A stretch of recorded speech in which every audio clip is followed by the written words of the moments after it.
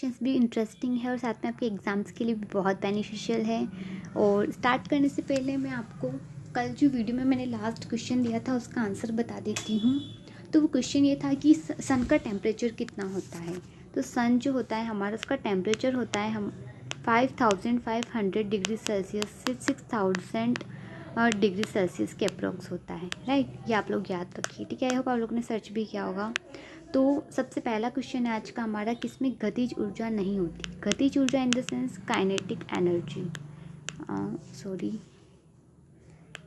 Kinetic energy. तो एनर्टिक energy का मतलब ये है कि किसी वस्तु में गति होना। इसके नाम से ही क्लियर हो रहा है कि जिस वस्तु में गति है उसके अंदर गतिज ऊर्जा। जिसे आप मानिए, पहला ऑप्शन है हमारा चली हुई गोली।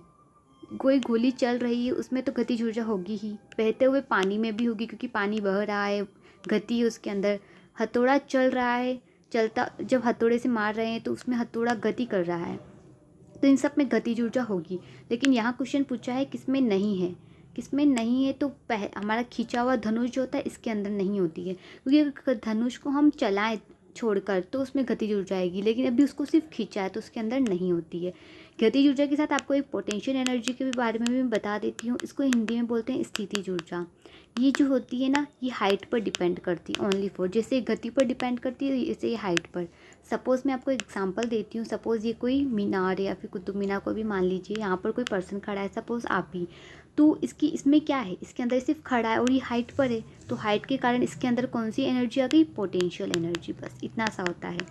और जो पोटेंशियल एनर्जी है, अगर ये मान लीजिए बड़ा सा कुछ है किला और साथ में रन भी कर रहा है, भाग भी रहा है और ऊपर भी खड़ा है, तो इसके अंदर पोटेंशियल प्लस काइनेटिक दोनों ही एनर्जी होगी। और जिसके अंदर दोनों एनर्जी होती है उसे हम बोलते हैं मैकेनिकल एनर्जी। इसका होता है मैकेनिकल एनर्जी जो होती है पोटेंशियल और काइनेटिक, जिसमें पोटेंशियल यानी हाइट भी है और काइनेटिक यानी गति भी। कोई भी चीज़ ले लीजिए जो हाइट पर है, यानी कि धरती से जितनी हाइट पर है, ठीक है। और गति यानी साथ में गति भी कर रही है, तो उसके अंदर मैकेनिकल। आई होप आपको समझ में आ गया होगा इसका आंसर। नेक्स्ट क्वेश्चन है हमारा, क्रीम सेपरेटर में दूध में से वसा को किस कारण से अलग किया जा सकता है। यानी कि हमारा जो दूध मिल्क होता है उसके अंदर जो फैट वसा होती है उसको हम किस रीज़न से अलग करते हैं। तो उसके अंदर अपकेंद्रीय बल होता है। अब ये होता है क्या है मैं आपको बताती हूँ, ठीक है। अपकेंद्रीय और अभिकेंद्रीय। एक होता है सेंट्रीफ्यूगल और एक होता है हमारा सेंट्रीप्यूटल जो होता है वो अंदर के अभिकेंद्रीय बल लगता है, और अपकेंद्रीय जो होता है इसका इंग्लिश नाम है सेंट्रीफ्यूगल। अपकेंद्रीय बल जो होता है ये केंद्र से बाहर की ओर लगता है, फ्यूगल। और सेंट्रीप्यूटल यानी अभिकेंद्रीय जो होता है सेंटर पर लगता है। जैसे मैं आपको इन दोनों का एक एग्जांपल देती हूँ। जैसे सपोज़ आप है ना, आप वॉशिंग मशीन की बात करें तो उसके अंदर कौन सा लगेगा, क्योंकि उसमें क्या होता है कि कपड़े जो होते हैं ना अराउंड मतलब गति करते हैं इस केंद्र के, मतलब केंद्र से दूर की ओर गति करते हैं। दूर की ओर मतलब सेंट्रीप्यूटल यानी कि दूर की ओर, सेंट्रीफ्यूगल यानी कि दूर की ओर, और सेंट्रीप्यूटल इसका मतलब केंद्र की ओर। केंद्र की ओर का मैं आपको एग्जांपल दूं तो जैसे आप कभी मेले में जाते हैं तो वहाँ पर एक वो होती है राइट, मतलब गोल गोल घूमती है इससे। तो उसके अंदर आप बैठे होंगे कभी, तो उसके अंदर क्या होता है, सेंट्रीप्यूटल फोर्स लगता है, यानी कि केंद्र की तरफ लगता है सेंट्रीप्यूटल, ठीक है ना। तो ये हमारा एक एग्जांपल है डेली लाइफ से रिलेटेड। आई होप आपको समझ में आ गया होगा। दोनों ही फोर्स के बारे में इंग्लिश में भी मैंने आपको बता दिया है। और ग्रेविटेशनल फोर्स के बारे में आप लोग जानते ही है, जो ग्रेविटी लगाती है। और एक सहसंजक बल होता है जो क्या करता है, एक ही प्रकार के अणुओं में लगता है, जैसे जल का जल में वाटर के मॉलिक्यूल्स जो होते हैं ना, वाटर के मॉलिक्यूल्स के उन दोनों के अंदर जो फोर्स लग रहा है वो मतलब सहसंजक है, और अलग अलग लगे तो असंजक है। तो आप लोगों को पता होगा। नेक्स्ट क्वेश्चन है हमारा, वायु दाबी की रीडिंग में अचानक गिरावट इस बात का संकेत है कि, मतलब वायु दाब यानी कि बैरोमीटर जो होता है, सो इंग्लिश में बैरोमीटर बोला जाता है। इसमें क्या होता है, इसकी तीन खासियत होती है। अगर इसमें जो रीडिंग आती है वो एकदम नीचे गिर जाए तो क्या होता है, तूफ़ानी मौसम की जानकारी है वो। और अचानक से ऊपर हो जाए तो मौसम क्लियर होगा। लेकिन अगर धीरे धीरे नीचे आए धीरे तो उसमें वर्षा होगी, यानी कि बारिश होगी। तो आप लोगों को मौसम की जो इन्फॉर्मेशन मिलती है वो इसी वजह से मिलती है। अगर बैरोमीटर का जो पाठ्यांक होता है वो पहले से आपको इन्फॉर्मेशन मिल जाती है पूरी न्यूज़, तो अगर उसका पाठ्यांक एकदम नीचे आ जाए तो बहुत तेज़ तूफान आने वाला है। लेकिन अगर एकदम ऊपर चला जाए तो तो क्या होगा, मौसम क्लियर हो जाएगा। और बारिश की बात करें तो बारिश तब आएगी जब धीरे धीरे, बारिश भी एकदम धीरे धीरे धीरे आती है ना, एकदम फास्ट तो नहीं आती, बस इससे आप याद रख सकते हैं। तो यहाँ पूछा है गिरावट, अचानक कम हो जाना, यानी कि तूफ़ानी हो जाना, एकदम तूफ़ानी या तूफ़ान आ जाएगा। नेक्स्ट क्वेश्चन है हमारा, चंद्रमा पृथ्वी का क्या है? चंद्रमा जो सन के अराउंड चक्कर लगा रहा है, ये क्या है? ये तो सब जानते हैं, बचपन से पढ़ते आ रहे हैं हम, ये उपग्रह है। जो ये ग्रह है हमारे पृथ्वी, क्या है? ग्रह। ग्रह के जो चारों परिक्रमा लगाते हैं उन्हें उपग्रह कहते हैं हम। बस सिंपल सा, ये तो बहुत इजी क्वेश्चन था। नेक्स्ट क्वेश्चन है हमारा, सूर्य पर ऊर्जा का निर्माण होता है, यानी कि सन पर जो एनर्जी बन रही है इतनी सारी, वो किस मतलब ऐसा क्या होता है उसके अंदर जिससे वो इतनी हीट बनती जाती है? उसमें होती है हमारी नाभिकीय संलयन, न्यूक्लियर फ्यूज़न बोलते हैं जिसे हम इंग्लिश में। तो ये क्या करती है हमारी, इसमें होता है हमारे हाइड्रोजन से हीलियम का निर्माण होता है। ये पूरा एक केमिस्ट्री का कंसेप्ट आता है बहुत बड़ा, बट आप लोग इतना सा याद रखिए इसमें कि इसमें नाभिकीय संलयन होती है, इस रीज़न से सूर्य पर ऊर्जा बनती है।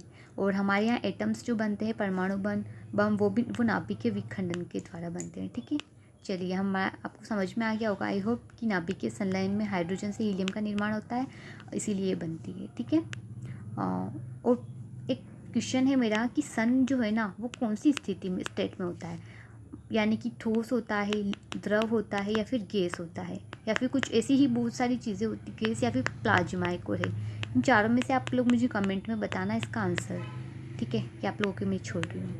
नेक्स्ट क्वेश्चन है हमारा, स्कूल बस का रंग पीला क्यों होता है? आज का हमारा इंटरेस्टिंग क्वेश्चन है बहुत, कि हमारी जो स्कूल बस होती है उसका रंग पीला ही क्यों होता है? इसका आंसर ये होगा कि वेवलेंथ ज़्यादा होना, येलो कलर की। अब आप लोग बोलेंगे कि ऐसे तो रेड कलर की वेवलेंथ सबसे ज़्यादा होती है, बट इसका यूज़ हम ऑलरेडी खतरे यानी कि डेंजर्स में कर चुके हैं, यानी कि कहीं पर भी हमें खतरे का संकेत देना होता है तो हम रेड कलर को यूज़ करते हैं, क्योंकि उसकी वेवलेंथ बहुत ज़्यादा होती है, इस वजह से हमने रेड कलर को यूज़ कर लिया। अब उसके बाद होता है पीला कलर। अब पीला कलर ही क्यों? क्योंकि ये क्या होता है, कोहरे जो होते हैं ना, धूम कोहरे या फिर ओस गिरती है, उस टाइम पे भी ये कलर दिखाई दे जाता है। इसीलिए हम स्कूल बसेस या फिर ट्रैफिक जो हम यूज़ कर जो होती है, जो भी क्या बोलूँ मैं, अब ट्रैफिक्स होते हैं, ट्रैफिक या सॉरी, मतलब जो भी बसेस होती है कुल मिला के वो पीले कलर की होती है। ठीक है ना, या टैक्सीज, या मुझे याद आ गया, सॉरी टैक्सीज, ये भी पीले कलर की होती है क्योंकि दूर से आसानी से दिख जाती है, और इमरजेंसी में आसानी से धूम या कोहरा हो तो आसानी से हमें दिख जाती है फटाफट से। ठीक है, आई होप आपको अच्छा लगा होगा ये क्वेश्चन। नेक्स्ट क्वेश्चन है, रेफ्रिजरेटर में फ्रीजर को ऊपर क्यों रखते हैं? रेफ्रिजरेटर जो फ्रिज होता है हमारा, उसमें फ्रीजर जो होता है जहाँ पर हम आइस रखते हैं, राइट, आइस की ट्रेस होती है, ये ऊपर ही क्यों रखा जाता है? इसके लिए आपको मैं एक हवा का कंसेप्ट बताती हूँ। जो ये होता है कि जो ठंडी हवाएं होती हैं ना, कोल्ड एयर, वो नीचे की ओर आती है, और जो गर्म यानी वार्म जो होती है वो ऊपर की ओर जाती है। ठीक है, अब सपोज़ ये फ्रिज है हमारा, तो हम क्या करते हैं, यहाँ नीचे से हवाएं ऊपर जाती है, गर्म हवाएं क्या करती, फिर यहाँ पर क्या होगा, ठंडी हो जाएगी वो फ्रीजर के कारण, ठंडी होकर वापस से वो नीचे की ओर आ जाएगी। ठंडी होने के बाद क्या हो जाती है, वो नीचे आ जाती है, और नीचे आने के कारण ये पूरा फ्रिज यहाँ से साइड सब जगह से ठंडा रहेगा, राइट। और यही अगर हम नीचे की ओर लगा लें तो नीचे की ओर लगाने से ये प्रोसेस नहीं होगी, इसका उल्टा हो जाएगा, तो पूरा फ्रिज ठंडा नहीं रहेगा। और फ्रिज हम इसीलिए यूज़ करते हैं कि चीज़ों को ठंडा रख सकते हैं अच्छे से, तो उसके लिए ये रीज़न आता है हमारा फिजिक्स का, केमिस्ट्री का, सॉरी। नेक्स्ट क्वेश्चन है हमारा, विद्युत बल्ब का तंतु किस धातु का बना होता है? यानी कि हमारे घर में जो बल्ब लगे हुए हैं वो कौन सी धातु का बना होता है? ये तो सीधा आप याद रखिए, टंगस्टन, इसका सीधा आंसर मिल जाएगा। कुछ चीज़ें तो आप लोग याद रखिए, बाकी बहुत से कंसेप्ट है, बट ये इसमें बस आंसर आप लोग याद रखना कि टंगस्टन धातु का बना होता है। ठीक है, नेक्स्ट क्वेश्चन हमारा बहुत इंटरेस्टिंग क्वेश्चन है कि साबुन कैसे बनती है, जिसे हम इंग्लिश में बोलते हैं सोप, राइट। तो ये बनती कैसे आखिर? तो मैं आपको बताती हूँ। जैसे उच्च वसी अम्ल आप जानते हैं, जैसे कि वसी अम्ल इन द सेंस कि ऑयली चीज़ें कोई भी, या तो ऑयल या फिर घी ऑयल कोई सा भी टाइप का हो सकता है, आप मूंगफली का ले, किसी भी चीज़ का ऑयल, घी है, ऐसी चीज़ें जो होती है चिकनी टाइप की, उसके अंदर हम सोडियम या पोटेशियम मिलाते हैं प्लस नमक मिलाते हैं।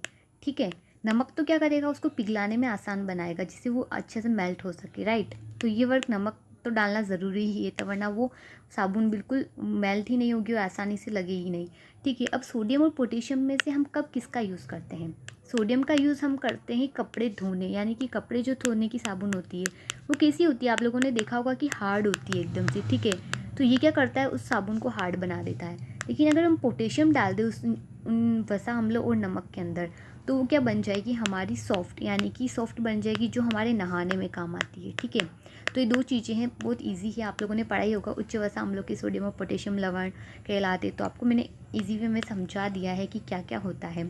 और एक और चीज़ कि उसमें झाग आता है ना, जो हमारा झाग आने का क्या कारण है, तो झाग आने का कारण एक सीधा सीधा है रेजिन। ये आप लोग याद रखना 1-2 चीज़ें। बाकी कंसेप्ट आपको समझ में आ ही गया होगा कैसे बनता है वो। तो आई होप आपको अच्छा लगा होगा कि साबुन बनने का भी रीज़न भी केमिस्ट्री रहती है। लास्ट एंड क्वेश्चन है हमारा, सूर्य ग्रहण कितनी देर तक रहता है, यानी कि इसको इंग्लिश में बोले तो सोलर इक्लिप्स। सोलर इक्लिप्स कितनी देर तक रहता है, ये हमारा जो रहता है ये मैं नहीं बताऊंगी आपको, ये आप लोगों को मुझे कमेंट में बताना है। और इसी के साथ मुझे ये भी बताना होगा आपको कि ल्यूनर इक्लिप्स भी कितनी देर तक रहता है। अगर आप लोगों को ये जानना है कि कब कैसे होता है ये, तो आप हमारी नेक्स्ट वीडियोस, मतलब हमारी जो वीडियो हमने कर रखी है अपलोड, वो देखिए, आपको पता चल जाए कि सोलर इक्लिप्स कब होता है और ल्यूनर इक्लिप्स कब होता है। राइट, आपको समझ में आ जाएगा उससे। और आप लोगों को मुझे इसका आंसर देना है, नहीं तो मैं आपको नेक्स्ट वीडियो में दे ही दूँगी। और इसका रीज़न भी बता दूंगी कि ये कैसे, मतलब कम ज़्यादा क्यों होता है, आखिर इसके रीज़न, इसके पीछे का रीज़न। ठीक है, आई होप आपको वीडियो अच्छा लगा होगा हमारा आज का। और अगर अच्छा लगा है तो इसे लाइक शेयर कीजिए और कमेंट कीजिए अगर आपको कोई भी डाउट है। और हमारे चैनल को सब्सक्राइब कीजिए और ज़्यादा से ज़्यादा फ्रेंड्स में शेयर कीजिए। थैंक यू सो मच, मिलते हैं नेक्स्ट वीडियो में।